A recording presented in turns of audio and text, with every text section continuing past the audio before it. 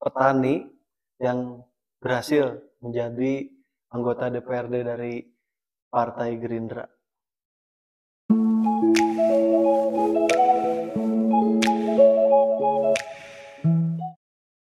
Ya, Pak Dedi, kami dari Tidar ini ingin mendatangi semua anggota-anggota DPRD untuk tujuannya mengedukasi anak muda Bandung Barat khususnya. Karena Tidar itu yang ada di Tidar itu usianya Pak paling maksimal 35 tahun. Jadi penting sekali adanya edukasi pendidikan politik dari sosok seperti Bapak.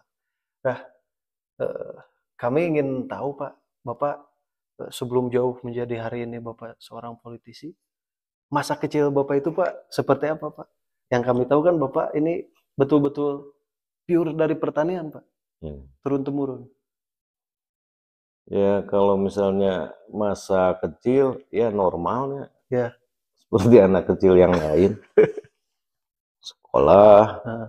Ya cuman Bapak ini kan lahir dari rahimnya petani. Oke. Jadi kami sekeluarga ini keluarga besar. Ada kurang 10 bersaudara. 13 bersaudara ini yang tidak punya gelar mungkin cuma saya aja. Wah. Artinya di situ ada keyakinan bahwa petani itu mampu menyekolahkan, mampu memberikan masa depan yang cerah lah buat anak-anaknya. Bapak saya juga murni petani. Nah, dan petani yang tidak punya lahan, tapi beliau punya keinginan yang besar, punya kegigihan, sehingga bagaimana pertanian ini menjadi profesi. Nah, setelah jadi profesi ya alhamdulillah kakak adik saya bisa bersekolah, bisa mendapat pendidikan yang layak lah, punya tempat tinggal yang layak, terus punya lahan yang mungkin di Cibodas luas. Nah ini bukan mau pamer, tapi menjadi mudah-mudahan jadi motivasi ke para anak-anak petani yang lain. Dengan kita konsisten, apapun bisa. Betul. Jadi petani jadi wakil petani, bukan wakil rakyat, wakil petani. Nah, menarik tadi Bapak bilang keluarga besar Bapak itu rata-rata sekolah tinggi. Nah, Bapak sendiri malah lebih fokus di pertanian, Pak. Bukan, jadi dulu ada pemikiran apa maksud saya Bapak? Ya, yang namanya manusia suatu saat kan akan pulang. Nah, jadi untuk meneruskan, ya anggap sajalah meneruskan kerajaan, kerajaan pertanian ini tidak bisa spontan, tidak bisa ya gara-gara tidak ada pekerjaan terus jadi petani yang seperti pada umumnya. Nah, dengan keyakinan bahwa petani itu mampu, selesai sekolah, saya tidak lanjut kuliah, pulang bantu bapak saya, magang.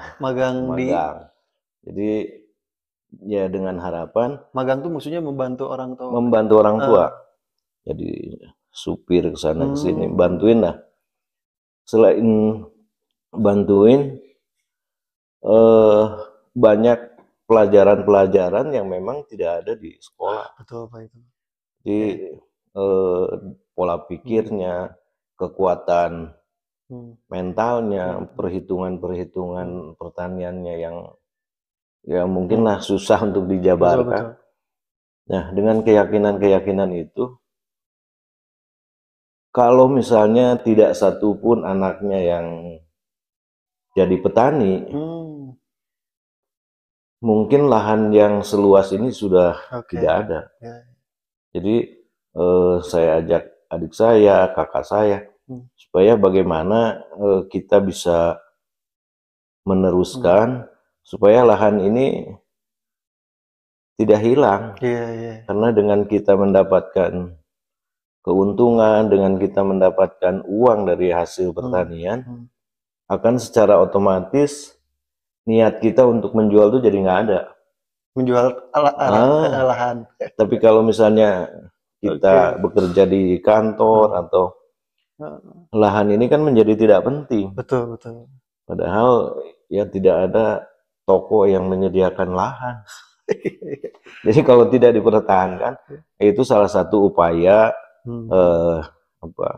pesan orang tua juga bagaimana mungkin mendidik anak-anaknya ini supaya tidak ingin menjual lahannya, ya harus dapat penghasilan dari lahan, dari pertanian. Di usia muda Bapak bisa sevisioner itu Pak, itu udah cikal bakal politisinya sudah ada mungkin. Dan saya memang bakat-bakat atau itu dari SMA sudah kritis. Jadi selalu kurang puas sama kalau misalnya melihat ketidakadilan, melihat ketimpangan-ketimpangan, ada rasa ingin memperbaiki. Nah, ini karakter itu mungkin ke bawah sampai jadi petani. Di sini mendirikan kelompok tani, setelah mendirikan kelompok tani jadi ketua Gapoktan, jadi ketua KTNA kecamatan, provinsi, sampai akhirnya dikenal di nasional. Dari tahun berapa ini Pak? Saya lihat Bapak itu betul-betul terstruktur semuanya Pak, rapi, terkonsep gitu ya, sesuai aturan mungkin ya. Nah, ini Bapak awal mulanya dari tahun berapa Pak? Itu dari tahun 96. Jadi mulai belajar itu tahun 87, ya sekolah lah di orang tua, magang. Baru tahun 96 setelah menikah mempraktekkan sendiri. Konsep. Sebelumnya itu Pak memang tidak orang tua itu kan ya di pemikiran saya biasanya penting mah bertani we, teu kudu kelompok, teu kuduna hadirnya Bapak ketika dewasa, Bapak memikirkan hal itu Pak, apa gimana? Iya. Jadi kebanyakan atau mayoritas petani pada umumnya itu tidak mau anaknya jadi petani. Jadi ya dengan bahasa-bahasa, oh jangan seperti bapak, cukup yang capai itu bapak. Nah ini ayah saya ini lain gitu. Jadi oke, semua sekolah, tapi nanti pada akhirnya kalian akan bertani juga. Dan itu terbukti. Karena yang paling sering ngobrol dengan bapak, dengan ayah saya itu bapak. Jadi dari lagi di mobil sering komunikasi itu tentang bagaimana lah kalau kamu jadi petani harus ada langkah-langkah perbaikan. Kalau kita contohkan, yang paling saya ingat itu contoh kalau misalnya bapaknya jualan minyak tanah itu pakai dipikul, anaknya minimal pakai roda. Harus jauh lebih baik. Iya, cucunya harus pakai mobil gitu, jualan minyak tanah itu. Artinya ada modernisasi yang harus dilakukan di sektor pertanian. Nah, mudah-mudahan dengan kapasitas sebagai anggota DPRD, saya berharap bisa memberikan warna, bisa memberikan masukan-masukan sehingga regulasi-regulasi pertanian ini lambat laun akan membaik. Itu di 96 Bapak mengorganisir untuk Desa Cibodas ini. Ya. Jadi di desa Cibodas ini kan lahannya cuman sedikit-sedikit, jadi penguasaan lahan di pertanian di petani di Cibodas ini hanya 0,2 hektar. Jadi kalau kita tidak bersatu, tidak gabung, bagaimana kita bisa menjawab permasalahan-permasalahan sekarang di pertanian ini kan lahan alih fungsi, cuaca semakin ekstrim, tuntutan pasar semakin modern. Nah itu tidak bisa dilawan, dijawab dengan teknologi apa adanya. Nah, jadi kalau misalnya hanya bertani seperti yang dilakukan para pendahulu kita, ya pasti ketinggalan. Dan saat ini pun sebetulnya Indonesia sudah jauh tertinggal. Kalau kita misalnya lihat negara tetangga, ada Vietnam, ada Malaysia, yang dulu belajar bertani itu di Indonesia. Bung Karno pernah mengirim ribuan penyuluh ke Vietnam. Sekarang ironis, kita yang memberikan pendidikan pertanian, kita yang memberikan pelatihan bagaimana Vietnam bisa bertani. Sekarang kita malah jadi importir beras dari Vietnam. Nah ini kan harus apa namanya? Harus menjadi bahan pemikiran pemerintah kita ke depan. Kita kan sempat swasembada ya Pak ya di Betul, tahun 82. Oh 82. Ya jelang masa transisi itu impor. Itu sudah mulai impor. Ya karena kebijakannya sudah mulai bergeser kepada liberal. Kapitalis. Kalau dulu kan zamannya maaf di Orde Baru itu Pak Harto sangat konsen dengan pertanian. Jadi kalau petaninya maju, ya negaranya bisa kuat. Karena menurut Pak Karno, Bung Karno, petani itu kan singkatan.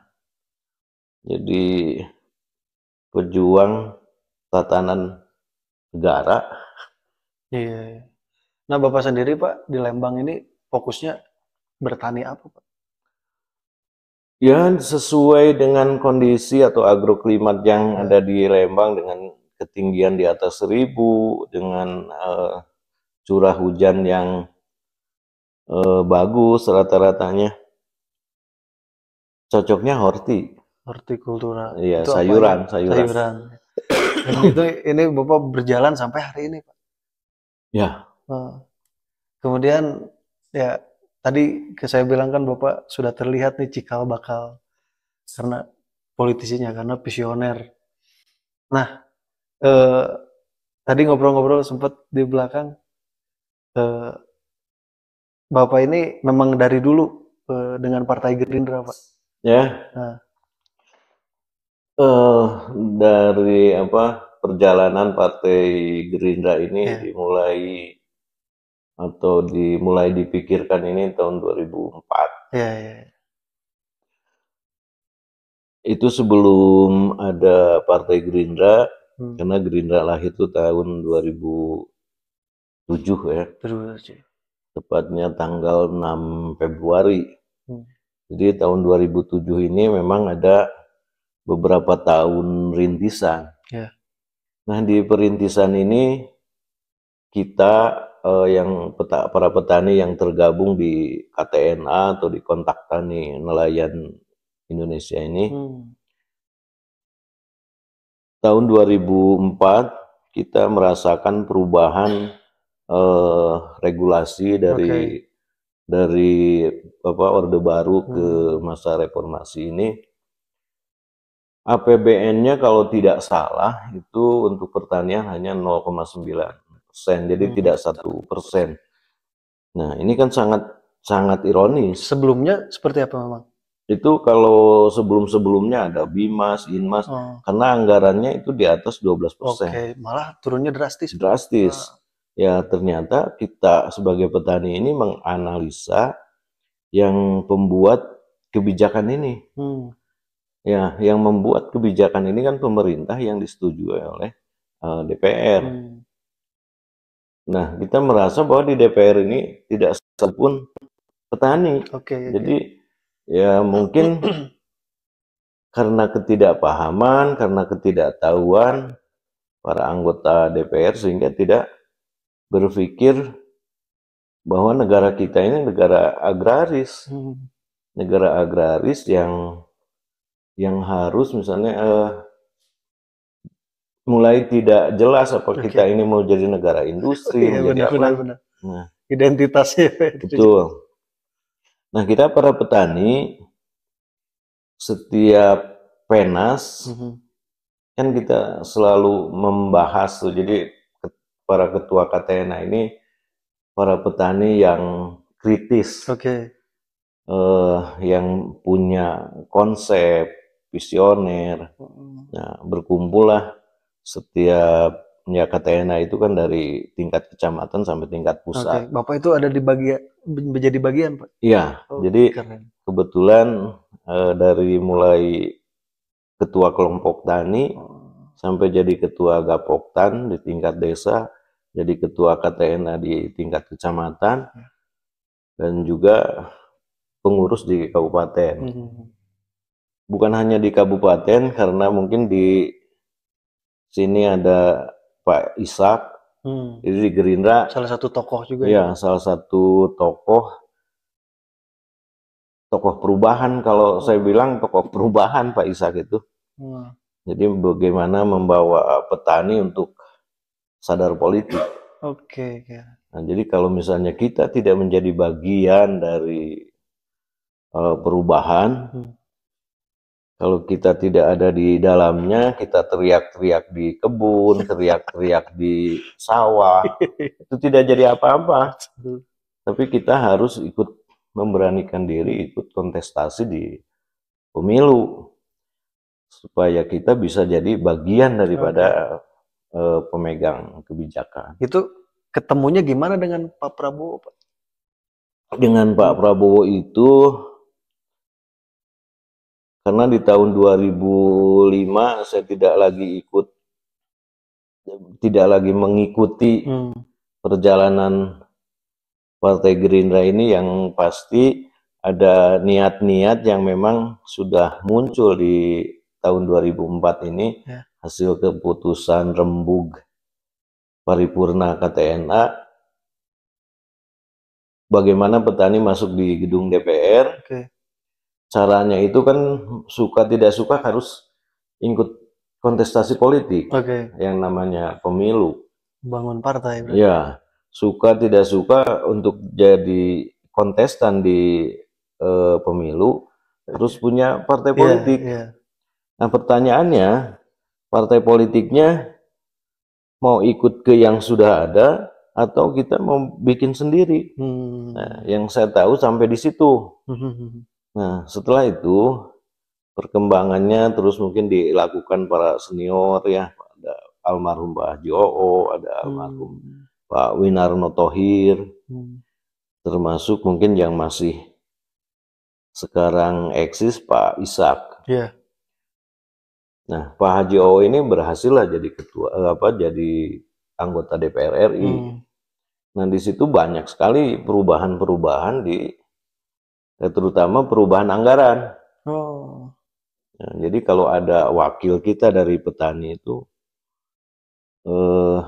sedikitnya ada lah. Nah, tahun 2007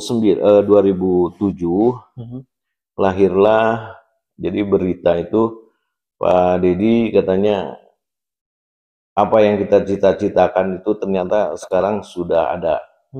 Ya, cuman namanya bukan lagi Partai Petani Nelayan Indonesia, tapi Partai Gerakan Indonesia Raya. Dan alhamdulillah Pak Prabowo sudah siap menerima apa yang menjadi konsep-konsep atau keinginan-keinginan para petani. Jadi momentumnya tepat ya Pak? Tepat. Bertemu dengan Pak Prabowo yang memang memiliki niatan. Ya memang kita juga tahun 2004 itu mencari figur yang serba kuat. kuat dalam finansial, kuat dalam mental, ya, kuat dalam sosial. Ya alhamdulillah kita menemukan Pak Prabowo itu kan jadi ketua HKTI, Himpunan Kerukunan Tani Indonesia. Nah, di mana di HKTI itu berbeda dengan KTNA. Kalau KTNA harus murni petani. Kalau HKTI tidak petani pun tidak apa-apa. Yang penting ada interest terhadap sektor pertanian. Nah, jadi kalau misalnya itu mah apa namanya, bukan satu kebetulan, mungkin gayung bersambut. Nah, tadi Bapak bilang berarti Bapak sempat vakum ya Pak ya di secara ranah perpolitikan. Ya, jadi vakum itu ya karena dengan profesi petani ini, masa semua hasil panen harus pergi ke sana, pergi ke situ, kadang-kadang naik pesawat. Ya nggak kuat juga. Oh, jadi secara keorganisasian Bapak betul, tapi tetap memantau gitu di waktu itu. Bahkan di platform Partai Gerindra ini kan itu banyak sekali, kental sekali muatan-muatan pembangunan sektor pertanian. Perikanan, peternakan, jadi kental di situ ya, mengingat bagaimana kita mengembalikan hitoh bangsa Indonesia ini. Tidak lupa dengan, kalau dulu kan Gus Plus bilang tongkat kayu dan batu jadi tanaman, nah sekarang malah jadi bangunan. Iya benar Pak, saya tinggal di daerah Pak namanya Tani Mulia. Mungkin diberi nama Tani Mulia itu karena area pertanian, dan sekarang terjadi jadi beton mulia Pak, bangunan semua. Ini bisa gak Pak tiba-tiba industri-industri seperti itu masuk ke sini? Satu kekhawatiran nggak Pak bagi Bapak? Iya, itu kekhawatiran dari dulu ya. Jadi banyak sekali investor-investor yang memang melirik Cibodas ini karena sejuk ya, terus jauh dari perkotaan karena terpotong dengan Maribaya. Betul. Jadi seakan-akan kalau kita ke Maribaya, seakan-akan di sini tidak ada desa. Nah ini banyak sekali perumahan, penginapan, objek wisata. Ya karena jarang sekali kalau investor buka hotel misalnya di tempat-tempat panas. Jadi kalau kita tidak berupaya untuk meningkatkan pertanian ini, jelaslah semua orang pengen ngejual. Iya.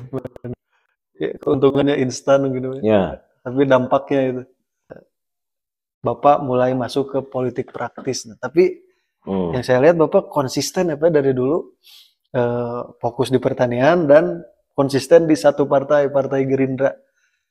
Artinya ya Bapak bisa dibilang sudah matang dong dari 2014, 2019. Tapi kok kenapa sekarang Pak, baru sekarang di 2024?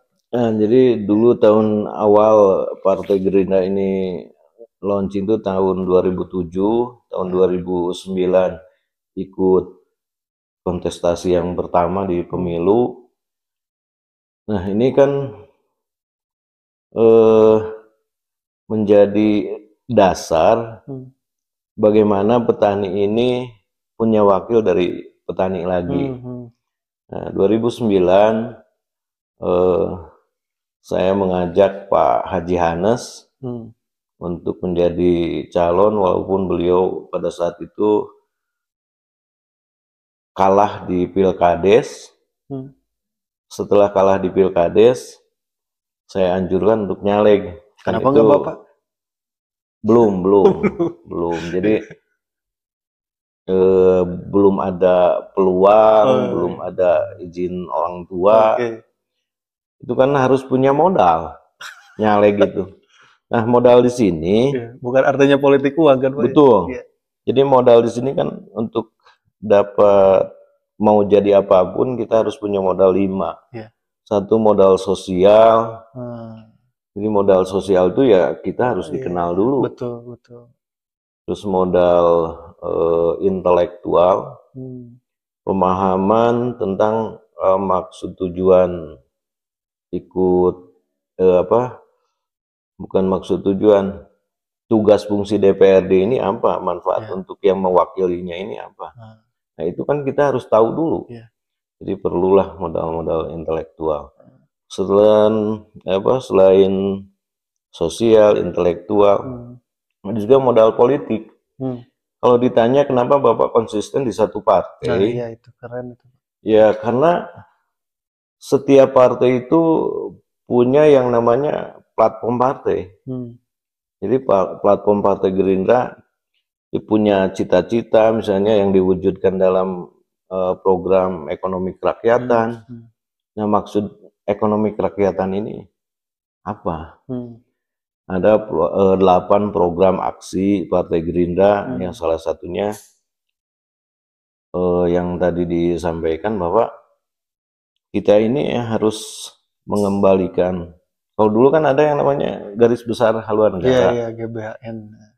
Nah ini tidak jelas kalau sekarang industri apa. Nah ini diperjelas lagi bahwa ekonomi kerakyatan itu pertanian harus ditingkatkan untuk mencegah urbanisasi.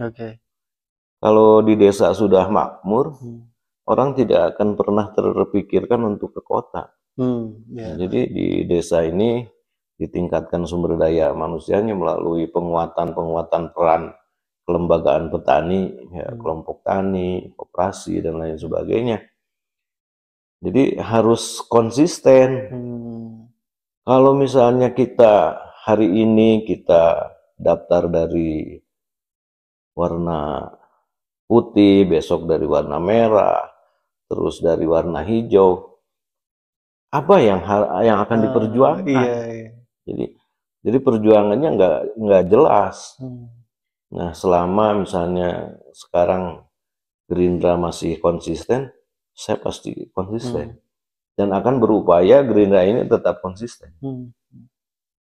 Jadi kalau misalnya dewannya sudah mencelek, bagaimana kalau misalnya ditanya oleh masyarakat, katanya Bapak ini kemarin nyalon dari partai ini, sekarang dari partai ini. Nah itu nggak jelas. Jadi Bapak tujuannya apa? Itu kan pertanyaan iya. Kalau misalnya ya lihat peluang, yang penting jadi wakil rakyat, nggak bisa juga. Kalau menurut saya semua partai punya yang namanya platform partai. Semua partai punya cita-cita. Dan cara mewujudkan cita-cita itu harus dengan orang-orang yang memang punya visi, misi yang konsisten. Kalau wakil rakyatnya sudah tidak konsisten terhadap platform partainya, ya kemungkinan tidak akan konsisten kepada yang mewakilkannya. Kalau Bapak saya lihat niatnya jelas. Makanya kalau Bapak ngegugu nafsu mungkin dari 2004, 2014 Bapak, karena Bapak melihat mungkin harus mematangkan yang tadi apa ya? Ya modal yang 5 itu ya. Yang 5 itu Bapak lebih baik memilih mendorong orang yang pandangan Bapak yang menurut Bapak lebih pantas pada saat itu. Jadi ketika Pak Hanes di periode yang ketiga ini beliau capek, ya saya harus memberanikan diri. Karena kalau kita punya wakil itu ya minimal kita ada tempat mengadu, kita ada tempat meminta. Jadi ketika kita susah, kita kan bisa mengadu kenapa harga ini, kenapa regulasi ini. Bisa kan ada hak penganggaran dari anggota DPR. Terus ketika selesai misalnya Pak Haji Hanes, rugi dong masyarakat, nggak ada yang meneruskan. Nah itulah mungkin yang niat-niat. Jadi niat itu sudah ada dengan potensi yang dimiliki, ya potensi itu kan sebagai ketua KTNA, terus sudah memberikan banyak penyuluhan-penyuluhan tentang pertanian, dan orang sudah mengenal bahwa Pak Dedi ini adalah petani. Oke. Gitu. Jadi segmentasi pasar kampanye itu kan harus jelas. Oke. Saya tahu persis siapa saya, jadi dengan kapasitas, oh saya tidak layak dijual di sini, saya layaknya dijualnya di sini. Gitu. Jadi segmentasi pasarnya harus jelas. Kalau petani, jualnya di petani lagi. Tidak mungkin bicara di depan guru, di depan ustadz, di depan para pengusaha yang mempertanian kan nggak bisa. Jadi petani ya segmentasinya pertanian. Karena yang akan diwakili itu adalah keluhan-keluhan petani, dan petani yang lain tidak usah saya keluhan ini keluhan nggak usah, sudah ada di sini semua. Karena saya pelaku pertanian yang sudah 33 tahun. 30 dari 91 berarti. Ya. Nah, ini Bapak kan mencalonkan anggota DPRD Kabupaten Bandung Barat nih. Ini mendadak apa bukan saya? Bukan mendadak, memang sudah dirancang dari dulu, atau ya mungkin 1-2 tahun terakhir Bapak berpikir sudah dirancang dari dulu. Dari proses pendirian DPC Bandung Barat, tahu persis dari zamannya Pak Entis. Terus misalnya ke ini. Nah, itu kan bisa dibuktikan ketika saya daftar, saya nomor urut 8. Nah, nomor urut 8, dan di tengah jalan Pak Haji Hanes mengundurkan diri. Nomor 8, saya jadi pengganti di nomor 1. Kan secara hitung-hitungan politik, siapa yang layak di nomor 1? Nah, alhamdulillah para pengurus DPC, DPD, dan DPP Partai Gerindra objektif. Jadi dari 11 caleg yang daftar di Dapil 3, mungkin KTA saya paling rendah. Artinya paling senior. Nah, meskipun saya belum jadi anggota dewan, tapi ya apresiasilah kepada para pengurus Partai Gerindra yang secara objektif menempatkan saya jadi nomor 1 tanpa apapun. Tanpa apapun ya Pak? Tanpa apapun. Ini Bapak kan sudah jelas ya Pak, segmen Bapak itu pertanian. Memang keresahan-keresahan yang dulu itu belum terwakilkan sama sekali Pak? Baru sedikit. Jadi sudah terwakili ya dengan keberadaan Pak Haji Hanes menjadi anggota DPRD di Kabupaten Bandung Barat ini. Itu sangat terasa. Kalau tidak terasa, tidak mungkin saya mencalonkan. Beliau juga basicnya pertanian? Betul. Jadi saya berjuang tahun 2009 itu bagaimana petani ini diwakili oleh petani lagi. Nah, petani yang bagaimana? Petani yang visioner. Nah, kebetulan pada saat itu ya Pak Hanes lah yang punya latar belakang pengalaman mantan kepala desa. Terus ya jadi petani yang banyak kalau sekarang banyak follower. Jadi apa yang ditanam Pak Hanes, apa yang dilakukan itu selalu jadi acuan. Nah, kalau misalnya yang kemarin belum mewakili, sangat mewakili. Dan ini harus diteruskan. Nah, jadi Bapak meneruskan ya Pak ya? Apa yang sudah baik dan memaksimalkan. Jauh memaksimalkan yang paling tepat. Memaksimalkan. Masyarakat tuh ketika Bapak mencalonkan itu menyambut baik ya Pak, karena tahu background Bapak seperti banyak yang menyambut baik, banyak juga yang mencemoohkan. Itu kenapa tuh? Ya. Jadi ya mungkin dibalik keberhasilan Pak Hanes, yang notabene Pak Dedi ini adalah orang yang di balik layarnya, ya tentu saja banyak yang menilai kemampuannya tidak akan sama. Tidak substansial. Ya, gitu, Pak. tapi mudah-mudahan di periode-periode berikutnya, apa yang sekarang diamanahkan ini, saya akan berupaya semaksimal mungkin membuktikan kepada para pemilih bahwa pilihan Anda tidak salah. Itu saja. Jadi kalau misalnya ke depan, ini kan keberhasilan Pak Hanes ini menjadi barometer. Saya harus lebih, minimal sama. Meskipun Bapak dari Dapil 3 kan Pak ya? Bapak di komisi apa? Ya, sesuai dengan basic secara pribadi, terus apa yang jadi bahan pemikiran, petani yang memilihnya pun petani. Saya harus bekerja di komisi 2. Oh ya. Bapak Dapil 3 nih. Perekonomian. Di komisi 2. Artinya Bapak tidak hanya mengurusi Dapil 3, betul kan? Ya, iya. Nah, melihat selatan nih Pak. Ya. Terus pasti jauh berbeda kan Pak dengan Betul.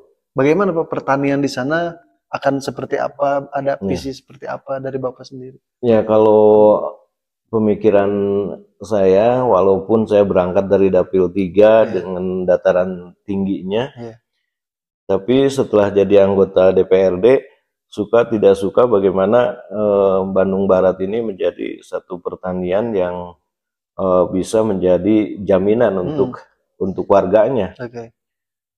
Nah, mungkin mudah-mudahan ke depan itu akan diusulkan zoning komoditas. Jadi zoning komoditas ini akan disesuaikan, jadi jangan sampai orang selatan mengikuti apa yang ditanam orang Lembang. Tapi apa yang sesuai dengan agroklimatnya masing-masing. Jadi kalau misalnya tidak ada banyak permintaan pasar yang tidak bisa ditanam di Lembang ini, harus mengikuti daerah-daerah yang agroklimatnya mendukung. Terus juga sebaliknya, orang selatan jangan melihat orang Lembang, keberhasilan orang Lembang tanam sayuran juga bagus. Akhirnya mereka memaksakan untuk juga tanam sayur. Jadi banyak sekali permintaan pasar ini karena sekarang masih hampir 40% dari kebutuhan nasional ini, kebutuhan sayur nasional ini disuplai dari Bandung Barat. Dari kebutuhan dari Jawa Barat. Dan dari Jawa Barat ini, Bandung Barat ini potensial, terutama Dapil 3, Parongpong, Cisarua, Lembang. Nah, ini satu kultur yang tadi kelewat. Jadi modal itu modal intelektual, sosial, modal kultur juga. Jadi modal kultur itu harus memahami seorang calon anggota DPRD ini harus paham betul kultur masyarakatnya, kultur wilayahnya. Jadi bagaimana mau mewakili kalau si wakil ini tidak paham kultur, budaya, dan lain sebagainya. Nah, baru yang terakhir modal finansial. Oke, Pak, menarik itu Pak. Nah, sekarang kita masuk ke Pilbub nih Pak. Bapak kan secara kepartaian jelas mendukung Kang Haji JJ dan Bapak Haji Asep Ismail. Tapi kan di sini Bapak punya rasionalitas, punya pemikiran sendiri, terlepas dari arahan kepartaian. Kenapa kita itu harus mendukung masyarakat Bandung Barat, harus mendukung Pak Haji JJ sama Pak Asep Ismail? Kalau saya pertimbangan politiknya simpel. Kalau orang di sini kan ada yang isu-isu tolak artis, bagaimana kita bisa menolak? Sementara itu hak semua warga negara mencalonkan dan dicalonkan. Nah, termasuk Kang JJ ini dengan latar belakang musisi. Untuk menjadi musisi itu tidak mudah. itu harus menggabungkan semua alat musik menjadi satu irama yang enak didengar. Itu tidak mudah. Nah, mudah-mudahan dengan karakter musisi ini bisa juga menggabungkan, mengaransemen semua komponen-komponen, baik pertaniannya, peternakannya, UMKM, dan lain sebagainya. Itu menjadi satu keunggulan Bandung Barat.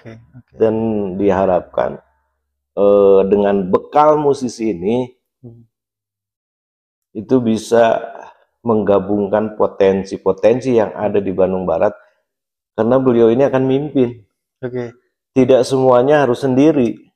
Jadi Kang JJ untuk sektor pertanian mungkin saya aja di jaminan. 1,8 juta warga masyarakat Bandung Barat.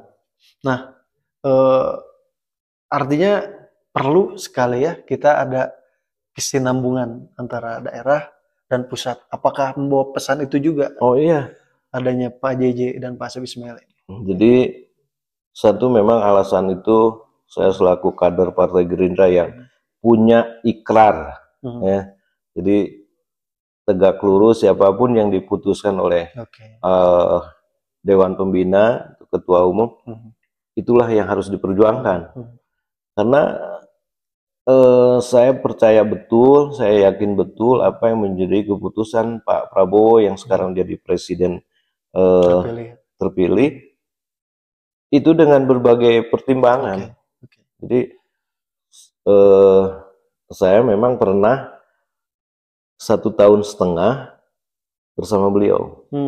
Jadi dalam momen apa itu Pak? Saya di Hambalang. Bagaimana pertanian ke depan? Sebetulnya simpel pada saat itu. Pak Dedi bisa nggak bikin taman di tempatnya Bapak? Tapi tamannya taman sayuran. Nah, karena ini satu kesempatan, saya siap. Jadi kesempatan sekaligus tantangan.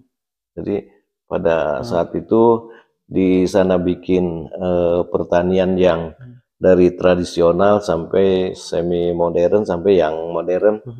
Karena pada saat itu beliau di pencalonan 2014 bagaimana konsep pertanian ke depan. Jadi saya sama Pak Ishak di Hambalang. Jadi saya yakin betul apa yang sekarang menjadi keputusan beliau itu mudah-mudahan ya pasti yang terbaik menurut Pak Prabowo. Nah, yang terbaik menurut Pak Prabowo dengan berbagai pertimbangan, saya merasa yakin nah ini yang terbaik untuk Bandung Barat. Karena yang namanya pemerintah daerah tidak bisa berdiri sendiri. Harus bukan tergantung, tapi harus ada bantuan-bantuan dari provinsi dan pemerintah pusat. Nah, Pak Prabowo sekarang terpilih, tentunya di benak beliau ini banyak program-program yang sekarang sudah dijabarkan melalui program kerja. Nah, ini butuh aplikator-aplikator yang tepat di daerah. Supaya tidak salah sasaran, supaya tidak harus tepat guna. Nah, mudah-mudahan Kang JJ dengan praksi yang akan didorong praksi Partai Gerindra dan PAN ini akan sinergi bagaimana membangun Bandung Barat ke depan.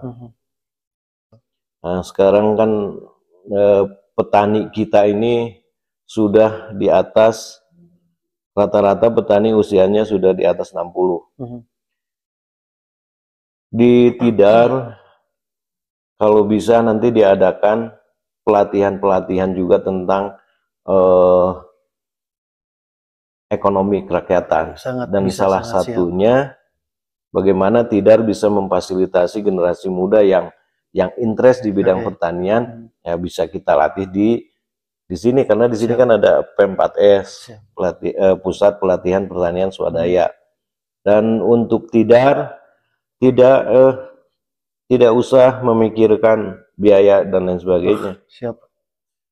Jadi di sini ada lahan prakteknya, ada ya alat bahan prakteknya juga siap. Nah, nanti mungkin ada program pelatihan, ada program pendampingan. Jadi pelatihan itu di sini diperkenalkan. Setelah diperkenalkan itu 1 bulan, dan ini pendampingan. Jadi bagaimana si yang dilatih di sini mempraktekkan di wilayahnya masing-masing, dan akan kita dampingi. Yang ketiga itu programnya kemitraan. Nah, kemitraan ini apa yang mereka tanam, apa yang mereka kerjakan, apa yang mereka usahakan, kan itu harus menjadi penghasilan. Nah, kita siap juga memfasilitasi untuk bermitra dengan beberapa perusahaan. Ada Pizza Hut, terus juga ada beberapa eksportir lah. Itu jadi jangan malu jadi petani, karena pertanian ini harus kita bikin keren. Siap. Ya, kita maksimalkan, nanti kita ngobrol langsung dengan Bapak. Tidar, siap gas kan? Gas. Oke Pak, terima kasih Pak. Mohon dikawal apa yang menjadi aspirasi masyarakat. Siap. Terima kasih.